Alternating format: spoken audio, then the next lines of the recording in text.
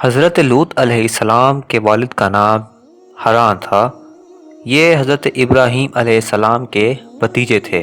یہ لوگ عراق میں شہر بابل کے رہنے والے تھے۔ پھر حضرت ابراہیم علیہ السلام وہاں سے ہجرت کر کے فلسطین تشریف لے گئے اور حضرت لوط علیہ السلام ملک شام کے ایک شہر اردن میں مقیم ہو گئے اور اللہ تعالیٰ نے آپ کو نبوت عطا فرما کر سدوم والوں کی ہدایت کے لیے بھیج دیا۔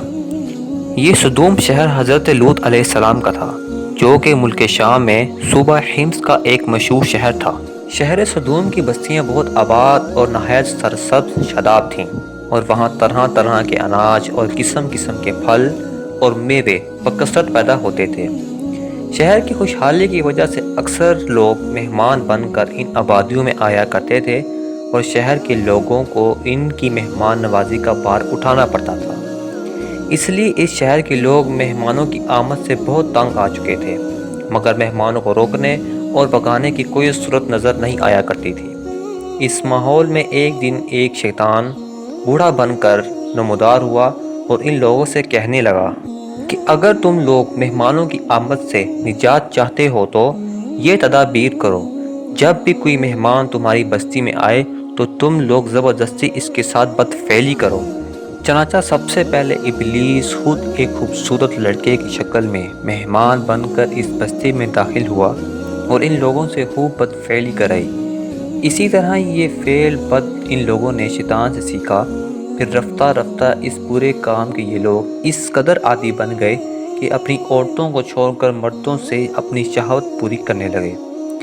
چنانچہ حضرت لوط علیہ السلام نے ان لوگوں کو اس بد فعل سے منع کرتے ہوئے اس طرح فرمایا، جو کہ قرآن پاک میں سورۃ اعراف میں اللہ تعالیٰ نے فرمایا، اپنی قوم سے کہا وہ بے حیائی کرتے ہو جو تم سے پہلے جہاں میں کسی نے نہ کی۔ تم مردوں کے پاس شہوت سے جاتے ہو عورتوں کو چھوڑ کر، بلکہ تم حد سے گزر گئے۔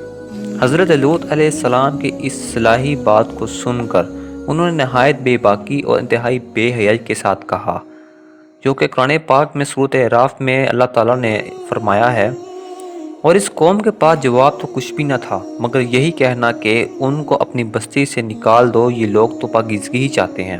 جب قوم لوط کی سرکشی اور بدفعلی قابل ہدایت نہ رہی تو اللہ تعالیٰ کا عذاب آ گیا۔ چنانچہ حضرت جبرائیل علیہ السلام چند فرشتوں کو ہمراہ لے کر آسمان سے اتر پڑے۔ پھر یہ فرشتے مہمان بن کر حضرت لوط علیہ السلام کے پاس پہنچے، اور یہ سب فرشتے بہت ہی حسین اور خوبصورت لڑکوں کی شکل میں تھے۔ ان مہمانوں کے حسن و جمیل کو دیکھ کر اور قوم کی بدکاری کا خیال کر کے حضرت لوط علیہ السلام بہت فکر مند ہوئے۔ تھوڑی دیر بعد قوم کی بدفعلوں نے حضرت لوط علیہ السلام کا گھر کا محاصرہ کر لیا اور ان مہمانوں کے ساتھ بدفعلی کے ارادے سے دیوار پر چڑھنے لگے۔ حضرت لوط علیہ السلام نے نہایت دل سوزی کے ساتھ ان لوگوں کو سمجھانا اور اس برے کام سے منع کرنا شروع کر دیا، مگر یہ بدفعل اور سرکش قوم اپنے بیہودہ جواب اور برے اقدام سے باز نہ آئی، تو آپ اپنی تنہائی اور مہمانوں کے سامنے رسوائی سے تنگ دل ہو کر غمگین ہو گئے۔ یہ منظر دیکھ کر حضرت جبرائیل علیہ السلام نے فرمایا کہ اے اللہ عز و جل کے نبی، آپ بالکل کوئی فکر نہ کریں، ہم لوگ اللہ تعالیٰ کی بھیجے ہوئے فرشتے ہیں جو ان بدکاروں پر عذاب لے کر اترے ہیں، لہٰذا آپ مؤمنین اور اپنے اہل عیال کو ساتھ لے کر صبح ہونے سے قبل ہی اس بستی سے دور نکل جائے، اور خبردار کوئی شخص پیچھے مڑ کر اس بستی کی طرف نہ دکھے، ورنہ وہ بھی اس عذاب میں گرفتار ہو جائے گا۔ چنانچہ حضرت لوط علیہ السلام اپنے گھر والوں اور مؤمنین کو ہمراہ لے کر بستی سے باہر نکل گئے۔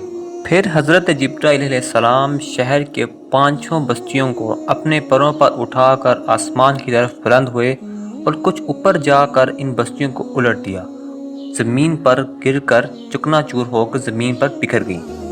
پھر کنکر کے پتھروں کی بارش ہوئی اور اس زور سے یہ بارش ہوئی کہ قوم لوط کے تمام لوگ مر گئے اور ان کی لاشیں بھی ٹکڑے ٹکڑے ہو کر بکھر گئیں۔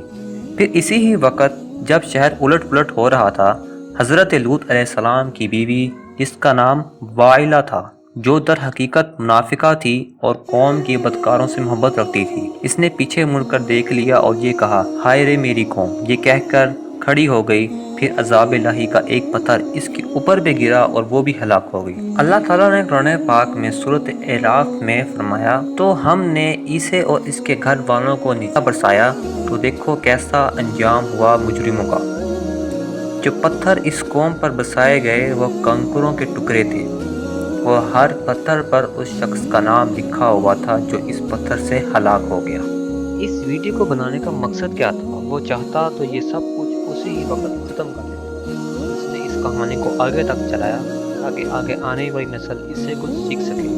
تو لہٰذا آپ ویڈیو کو اینڈ تک دیکھیں اور سوچیں سمجھیں اس کے بارے میں، تاکہ جو غلطی وہ کر گئے وہ غلطی ہم نہ کریں۔ اور چینل کو سبسکرائب کرنا مت بھولیے گا، کیونکہ میں نے آپ کو ویڈیو کے شروع میں کہا نہ درمیان میں کہا، تو پلیز چینل کو سبسکرائب کر دیں، ویڈیو کو لائک کرنا مت بھولیے گا تاکہ آگے آنے والی ہر ویڈیو آپ تک بآسانی پہنچ سکے۔ شکریہ، اللہ حافظ۔